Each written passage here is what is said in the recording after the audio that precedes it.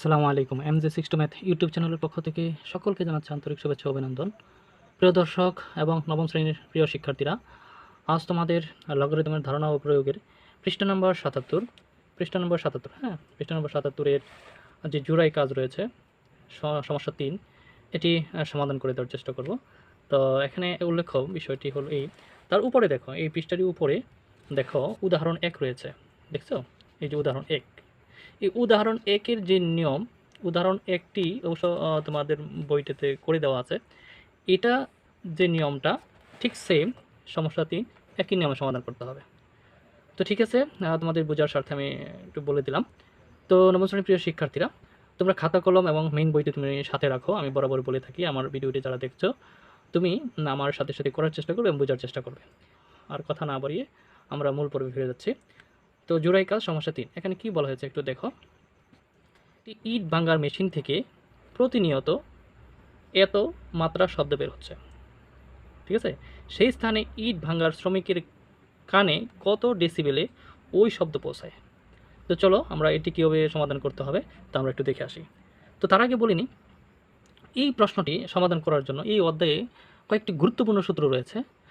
সেই সূত্রগুলোর মধ্যে একটি অন্যতম সূত্র এখানে কাজে লাগবে। সেই সূত্রটি কি, প্রথমে চলো একটু দেখে আসি এবং তার একটু ব্যাখ্যা আমরা শুনে আসি। তো সমস্যা ৩, হ্যাঁ, একটু দেখো সমস্যা ৩। এই সমস্যা ৩-এর জন্য যেই সূত্রটি আমাদের কাজে লাগবে, এই সূত্রটি হলো, একটু দেখে নিই, শব্দের মাত্রা নির্ণয়ের সূত্র। কি? শব্দের যে সূত্র কাজে লাগবে, শব্দের মাত্রা নির্ণয়ের সূত্র, এই সূত্রটি আমাদের কাজে লাগবে, ঠিক আছে? তাহলে এই সূত্রটা কি একটু দেখে নিই।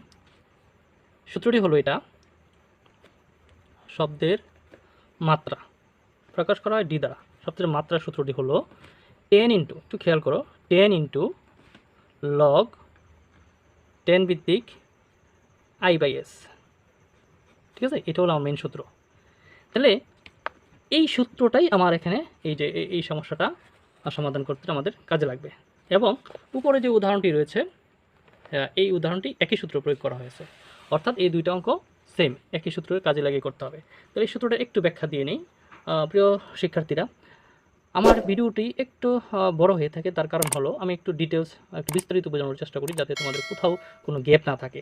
তো ধৈর্য সহকারে ভিডিওগুলি দেখবে এবং করার চেষ্টা করবে, এবং যেখানে না বুঝবে আমার কমেন্ট বক্সে কমেন্ট করে দিও। আমি পরবর্তীতে এগুলি আমি আরও যাচাই বাছাই করে তোমাদেরকে আর সহজ নিয়মে করার চেষ্টা করব। ওকে, তো ঠিক আছে।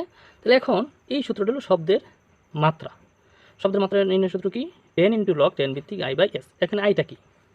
এখানে আইটা হলো, একটু খেয়াল রাখো, আই সমান হলো শব্দের সর্বোচ্চ তীব্রতা। কি? শব্দের সর্বোচ্চ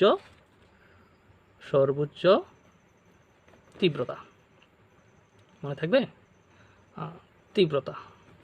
আর এই এসটা হলো শব্দের সর্বনিম্ন তীব্রতা, শব্দের সর্বনিম্ন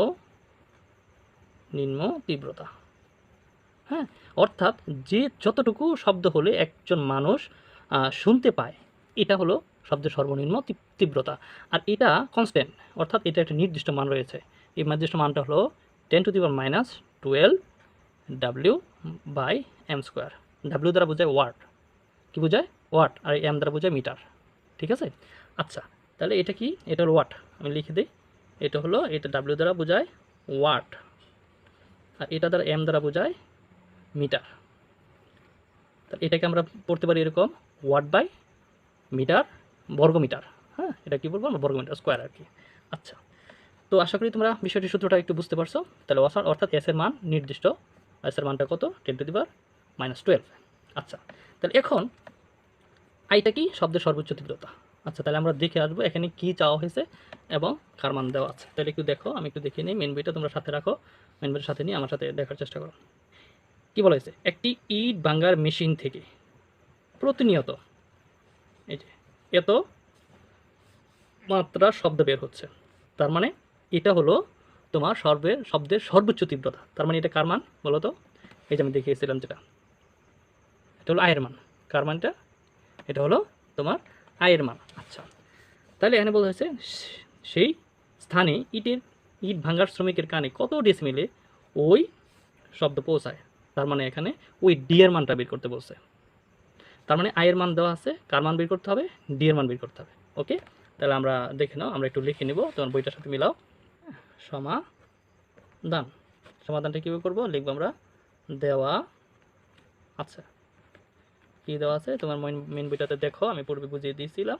আই সমান, হ্যাঁ, শব্দের সর্বোচ্চ যে তীব্রতাটা এখানে দেওয়া আছে 3.14 into 10³ W by metre square. Okay, এটা হলো আয়ের মান দেওয়া আছে, কার মান বের করতে হবে, ডি এর মান বের করতে হবে। হ্যাঁ, আরেকটা জিনিস, এস এর মানটা হলো কনস্ট্যান্ট, এটা নির্দিষ্ট করে, এটা আমরা দেওয়া আছে। এস সমান কত বলেছিলাম মনে আছে, এস সমান বলেছিলাম হলো 10 টু দি পাওয়ার কত বলছিলাম বলো তো, 10 to the power -12 W by m square. Okay, এটা এস এর মান কিন্তু সবসময় নির্দিষ্ট। আচ্ছা, তাহলে আমরা এই হলো মোটামুটি এটার এই এতটুকু দেওয়া আছে। আর আমরা জানি সূত্রটি এবার লিখবো। হ্যাঁ, আমরা জানি কি জানি, ডি সমান, সূত্রটা কি মনে আছে, বলেছিলাম ডি সমান 10 ইন্টু লগ 10 ভিত্তিক আই বাই এস। ওকে, আচ্ছা, তাহলে আমরা কি করবো, এখন মান বসাবো। এই 10 এর মান 10, 10ই লগ লগ এই 10 এর এই 10, দেখতেছো তুমি, বলো তো আমার কমেন্ট বক্সে কমেন্ট করে দেখাও, দেখিয়ে দাও তুমি বুঝতেছো কিনা। আচ্ছা, তাহলে এবার আয়ের মান, এই যে আয়ের মান এখানে হবো, আমরা এই আয়ের জায়গায় এই আয়ের মানটা আমরা লিখে দেব 3.14 10³ ডাব্লিউ বাই এম স্কোয়ার। ওকে, আচ্ছা, আর এস এর মানটা কত নির্দিষ্ট, এই যে এস এর মান, তাহলে আমরা এই এস এর জায়গায় আমরা এস এর মানটা লিখে দেবো। এস এর মান কত লিখবো আমরা, দেখো 10 - 12 ডাব্লিউ বাই এম স্কোয়ার। আশা করি তোমরা বুঝতেছো। আচ্ছা, জাস্ট আমার অঙ্ক শেষ, মান বসানোর পরে জাস্ট আমরা এখন ক্যালকুলেশন করবো। এই 10 এর 10 লগের লগ এই 10 ভিত্তি 10। এবার এই যে এটা তুমি বাদ দিয়ে দিতে পারো, এই একক মিলেছে, বাদ দিয়ে দাও। প্রিয় শিক্ষার্থীরা, আমি আবার বলছি, এই দেখো এই 10 এর 10, এই লগের লগ এই ভিত্তি 10, ঠিক আছে। তারপরে এই যে এই একক তুমি বাদ দিয়ে দিতে পারো, যেহেতু এটা এককে মিলে গেছে। এবার দেখো এই যে এখানে 10 ভিত্তিক, এখানেও 10 ভিত্তিক, তারপর এটা সূচকীয় নিয়মে আমরা করবো। তাহলে এখানে কী রয়ে গেলো, এটা এই 3.14 ইন্টু এই দুইটা ভিত্তি থেকে একটা ভিত্তি 10, ঠিক আছে। এই 3, এই যে যেহেতু এটা পাওয়ার মাইনাস, এটা কী হয়ে যাবে, এটার সাথে যুক্ত হলে প্লাস হবে। কেন প্লাস হলো, এটা উপরে চলে গেল, অর্থাৎ তখন মাইনাসটা প্লাস হয়ে যাবে, পাওয়ারের সাথে যুক্ত হবে, ওইটার পাওয়ারের সাথে গিয়ে যোগ হবে। এখন এই 3টা যদি এটার সাথে আসতো, তাহলে কিন্তু আবার এইটা প্লাস মাইনাস হতো, অর্থাৎ উপর থেকে নিচ, নিচ থেকে উপরে গেলে তার চিহ্ন পরিবর্তন হয়, ঠিক আছে, এটা সূচকীয় নিয়ম। আচ্ছা, এখন এই 10, এই যে 10 এর 10 দেখো ভালো করে, লগ এই যে 10 এর 10, এবার 3.14 ইন্টু 10 টু দি পাওয়ার 3 আর 12 যোগ করলে হয় 15। ওকে, এখন জাস্ট আমরা কী করবো, এটা সাইন্টিফিক ক্যালকুলেটরের মাধ্যমে এই মানটা আমরা বের করে নিয়ে আসবো।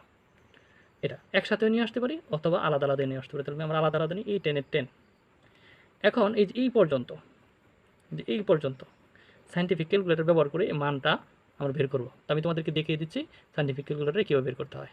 তোমাদের সাইন্টিফিক ক্যালকুলেটর থাকলে তোমরা ক্যালকুলেটর ব্যবহার করে মানটা বের করার চেষ্টা করো। তো দেখে নাও, প্রথমে তোমরা টাইপ করো লগ এ ভিত্তিক এক্স, যে বাটনটি আছে সেখানে ক্লিক করো। তারপরে দেখো নিচে একটি অপশন আছে, উপরে একটা অপশন আছে, নিচের অপশনটিতে তুমি লেখো 10, যেহেতু আমার এখানে 10 ছিল, 10 ভিত্তিক ছিল, আর উপরে ছিল 3.14, এতটা ছিল না, হ্যাঁ ছিল। তারপরে গুণ ছিল, তারপরে ছিল আবার 10 ভিত্তিক 15 ছিল। তাহলে আমরা সেখানে আবার টাইপ করব 10 ভিত্তিক, হ্যাঁ, ওরকম একটা এক্স টু দি পাওয়ার, উপরে দেখো তোমার ক্যালকুলেটারে এক্স টু দি পাওয়ার উপরে একটি বক্স আছে, সেখানে তোমরা ক্লিক করো। দেখো এখানে তুমি 10 ভিত্তিক, আমি কীভাবে দেখো লিখতেছি 15। এবার তোমরা দেখো আমার যে লগের মানটা ছিল, যা ছিল হুবহু আমি টাইপ করেছি। এখন দেখো তোমার যে মানটা বের হয়ে আসছে সেটা হলো 15.496929 ওরকম আসছে। হ্যাঁ, তো এই হলো আমাদের ক্যালকুলেশনটা। আচ্ছা, তো এইটার মানটা কত বের হলো, আমরা ক্যালকুলেটারে দেখলাম মানটা বের হলো তোমার, এই যে 10 এর ইন্টু দিলাম, এইটার মানটা বের হলো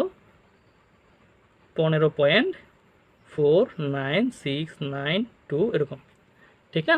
আচ্ছা, এখন জাস্ট এটার সাথে আমি এটা কী করবো, গুণ করে দেবো।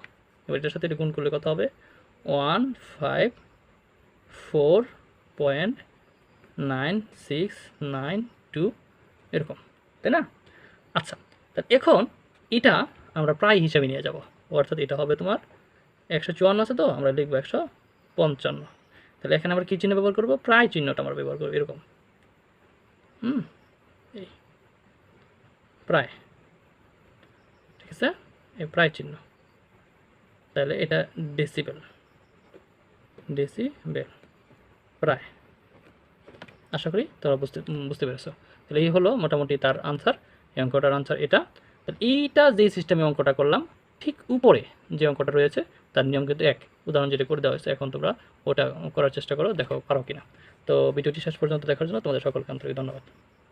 ফিরে আসবো আবার নতুন কোনো ভিডিও নিয়ে, সেই পর্যন্ত সব ভালো থাকো, সুস্থ থাকো, আল্লাহ হাফেজ।